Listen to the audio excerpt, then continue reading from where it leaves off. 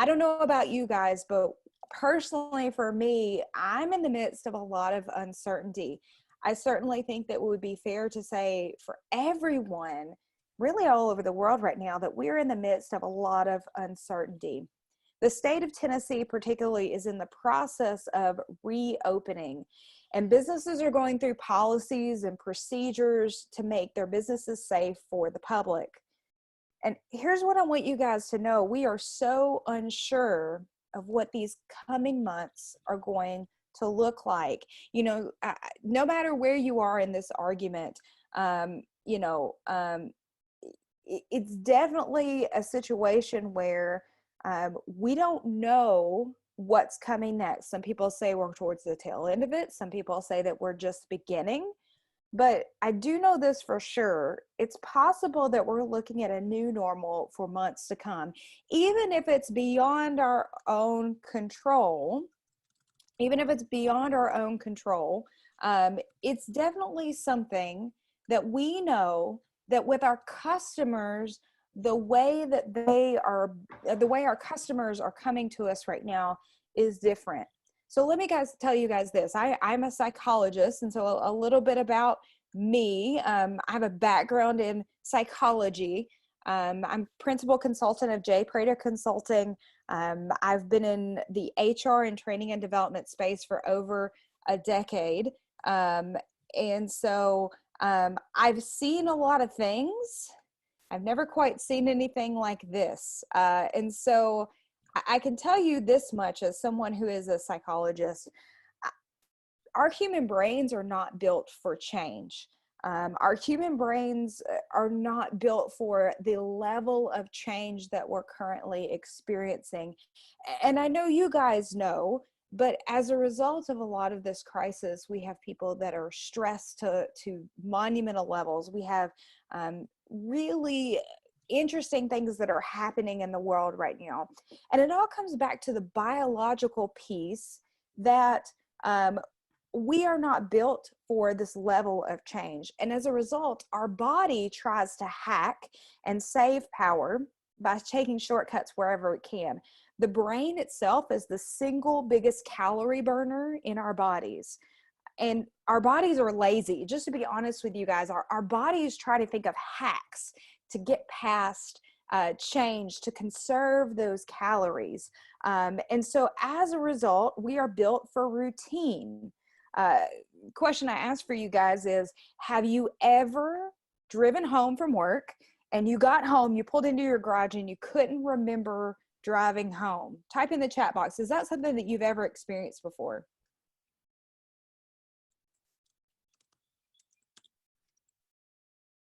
Yes. Blair says yes. Yeah, Tiffany says yes as well. So it's definitely something that you have experienced before, of that hack of your brain has actually turned off to conserve calories. And so we are built for that routine. And that's why this pandemic has thrown many people in a loop, okay? So we know the series that we've been going through talking about problem solving, that problem solving itself has fundamentally changed. The environment that we are in has changed so drastically from the world even 15 years ago. Problem solving is more complex, dealing with more people on different levels. I know Blair and Tasha have been in a couple of these sessions. We're talking about how problem solving looks different. But let me tell you guys this. Problem solving looks incredibly different right now in the time of coronavirus. Again, as somebody that studies psychology, it's just been so interesting to sit back and watch everything that's happening. This pandemic is throwing a lot of people for a loop, okay? We're living with twists and turns every day that we can't necessarily predict. I know you guys in banking, you guys are definitely living through some challenging times right now. And for you guys that are in the banking world, I want to tell you especially thank you. Thank you for everything that you are doing to especially help small businesses with loans and other opportunities. Thank you for the time that I know that you're spending in this. I know I talked to Jamie Harrington, my dear friend over at Pinnacle, and she was talking about, you know, the challenges and the things that she's been hearing and the things that she's been talking with people through. Businesses have been thrown into economic uncertainty with fears that they may never reopen. A lot of people are fearful that they may not get the small business loan dollars. Individuals fear that they may not be able to pay their bills. Everyone is stressed right now. And what I want to show you guys, and I didn't get a great visual of this, but Maslow's hierarchy of needs. Now, I've actually seen a really interesting thing floating around social media talking about the hierarchy of needs, and what people are talking about is, well, psychological, physiological, and safety needs are not being met, and so we are unable to move forward with personal growth and development at this time. I just have to tell you guys, there's some validity in what folks are saying, that, you know, yeah, safety is being threatened, physiological needs are being threatened, and so as a result, you're unable to get to some of those higher psychological and self-fulfillment needs. Somewhat valid argument, but what I would actually tell you is that while this concern is valid, it really doesn't hold true for everyone. I've talked with many who are ready to take the next steps and keep moving forward in their development. Motivation is something that is really important to talk about, because for some people, they are really ready to get to that next level of hierarchy of needs. They're ready to get back to business as usual. They're really ready to get back to that feeling of accomplishment and that feeling of fulfillment.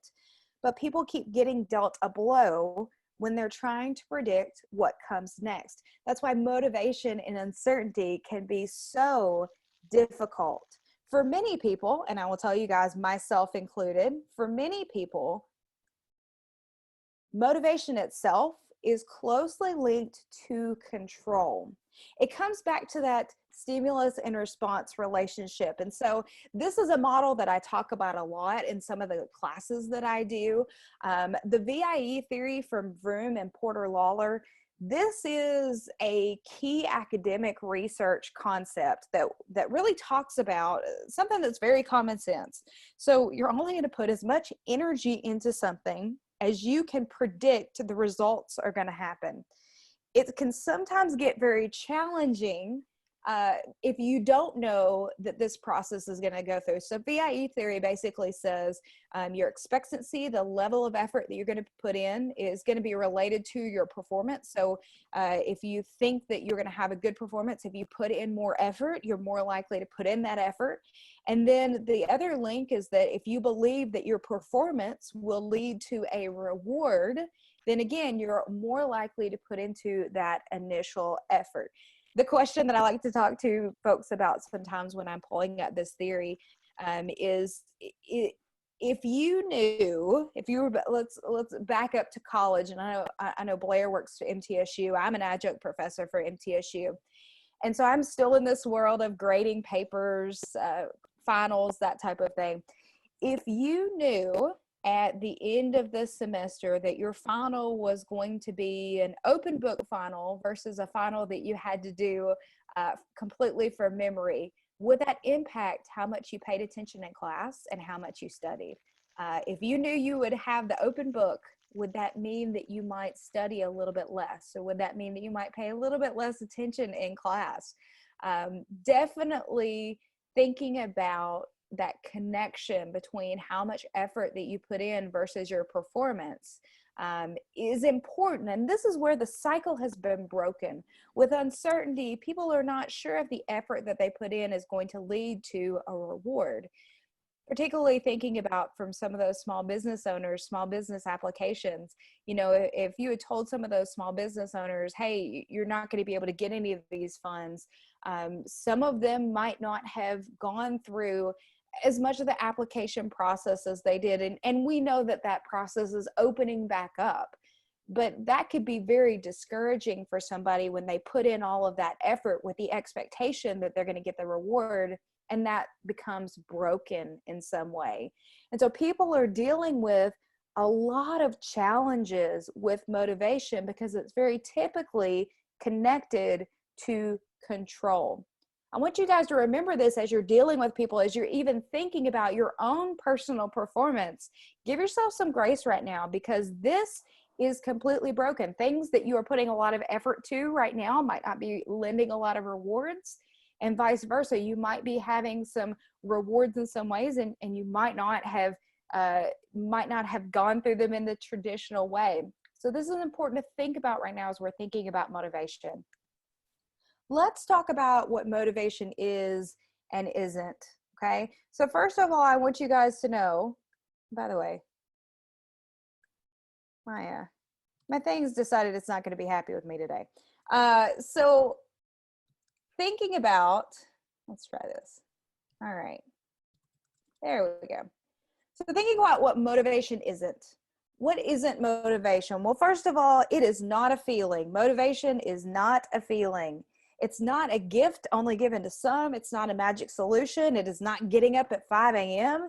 It is not being on fire. It is not being passionate, okay? Many times we associate motivation with a feeling, but what is motivation actually? Well, I had to do a little digging. I always like to go to Webster's when I start thinking about defining a word, defining a concept.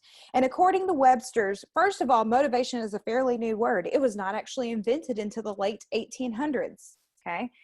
Another interesting thing that I saw was that it was a fairly new word. It was rooted in the late 1800s, but it rose to popularity in the 1960s. Again, you could do a lot of anthropology discussions about how this is related to the change of work, the industrialization of work.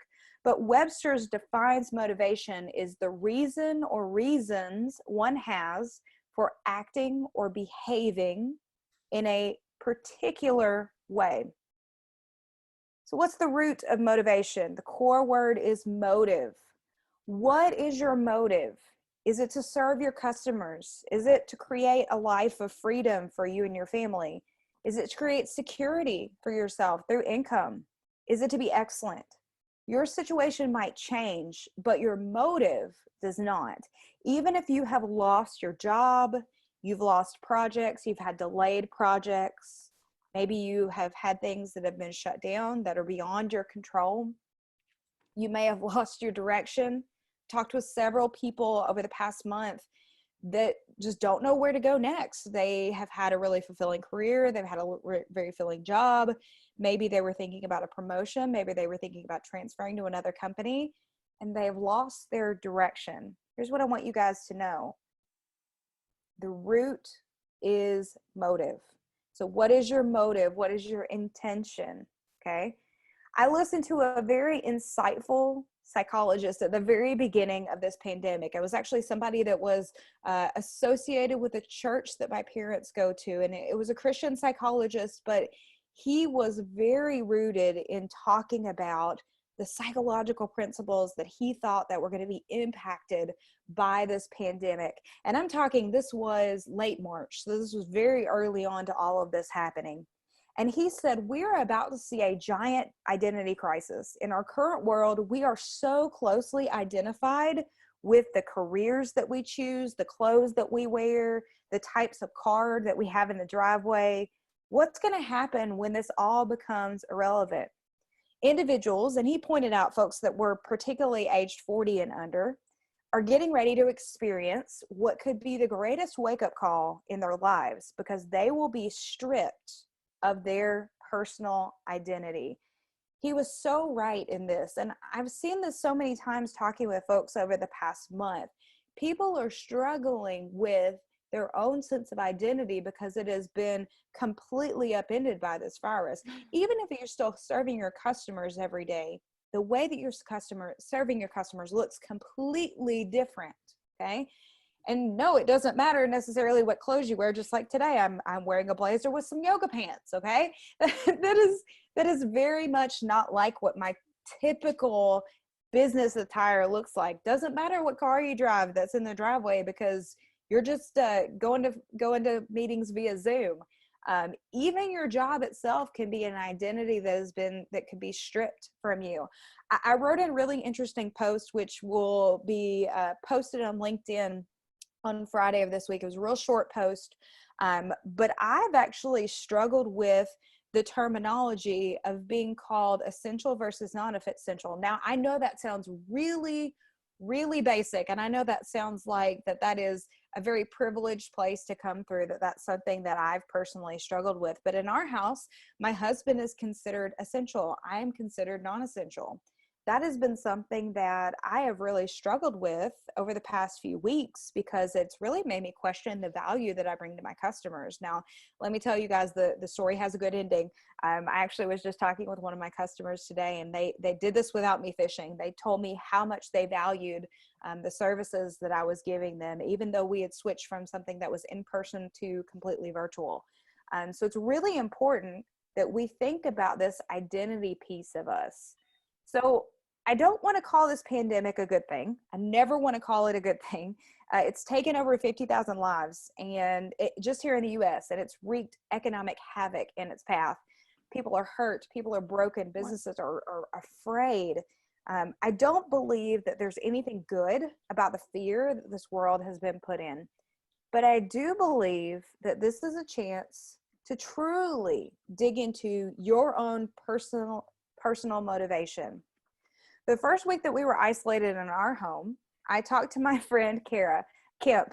You guys may know Kara. She helps manage a salon in Murfreesboro. She has a similar business to mine. She does some coaching and training as well. And she and I talk pretty frequently. And she said something that struck me. She said, this will be a situation where there will be people that will never go back to their jobs because they realize they don't have to be at the place that they're at. Early on, she actually predicted what she called a great motivation awakening that folks would have as a result of the pandemic. Here's what I think could be an opportunity in all of this is, what if we uncovered our true motivation? Why we do what we do? We think about motivation being a burning desire or deep passion, and it definitely can show up that way. It can look that way. And I would say if you are aligned, that it is going to manifest like that. But it's more rooted in having a concept or clear objective of why. Simon Sinek's book called Start With Why, and it's a fantastic book. I can't recommend it highly enough. It really is in the rotation on my bookshelf. I try to read it once a year. And in it, he talks about the importance of businesses having a why. And though he talks a little bit about an individual why, I don't think until this pandemic that I made the connection that having a case for a why needs to be the purpose that drives us. In the end, our how may change, but our why can remain the same. A key thing that we can do right now is to have the courage to strip away what is unessential and really get down to what truly motivates us and what is truly important right now. So a question that I have for you guys, just generally, put it in the chat box. How are you feeling right now? Are you highly motivated? Are you sort of motivated? Or you're not very motivated? What are you feeling right now as far as motivation level? And by the way, the chat box will not show up in the recording. So how motivated are you feeling right now? Highly motivated. That's great, Lori. Some days, Angel's saying some days motivated, some days not so much. Yeah, and I think that's really valid, and that's going to tie into my first tip, Angel. So thanks for sharing that. I know for me, I'm experiencing the same thing, and Tasha says ditto for her as well. So for me, I'm experiencing the same thing. For me, it's coming more in weeks. I have some weeks that I am just on fire. and I'm knocking out things. I've lost a lot of my project work as a result of the coronavirus. By the way, I'm completely fine as a business. The beautiful thing is most of my projects are delaying to the fall. And so the joke in our household is that I'm getting as much time with my 3-year-old son right now as I can, because come about July, I'm probably not going to see him for about 3 months. I'm going to be that busy. But, you know, for me, some weeks I'm really busy. I'm doing a lot of back office things that I've been putting off for a while that just need to get done. There are some weeks that I get to the end of the week and I am just grateful that my child is still alive and halfway happy and speaking to me. And we've gotten nothing done. So for me, it kind of comes in waves. So I want to share with you guys some key tips to staying motivated in uncertain times. Okay. First of all, and this is most important, and this is why I said I was going to circle back, Angel, give yourself some grace. We are all going to experience ups and downs through the process, not just of what has been isolation, but the process of reentry. It is likely that we're going to have an ebb and flow of cases, and we might have to backtrack, although I certainly hope this is not the case. I hope we do not have to backtrack. I hope we go straight through all 4 phases here in Tennessee. But this is going to impact everyone differently. But make no mistake, it will impact your mental paradigm to motivation. You're going to have good days and bad days, just like you would in every normal course of business. The challenge is being faced with a lot of unexpected twists and turns. It might impact you more greatly. Give yourself grace above all, okay? Remember, motivation is not about having a feeling. It is about having an aim, having a motive, having that clear motive. The next piece that I want to highlight for you guys is to focus on the habits rather than outcomes. There is a lot we cannot control right now. If you focus on the product, you may be sorely disappointed if something happens and it changes the end result that's beyond your control. This is talking about lead indicators versus lag indicators. And yes, typically we look at both lead indicators and lag indicators, both the practices that we have and the outcomes that we have as a result of those practices. But I would challenge you guys to focus mainly on habits right now. While looking at your production numbers might be energizing, if there are things that impact you beyond your control, your motivation will suffer. Focus on what you can control, and that right now is your habits. Another bonus thing that I want to say as well, keep an open mind. If you're a planner like me, and by the way, pre-coronavirus, I was the person that had 3 months in advance planned out.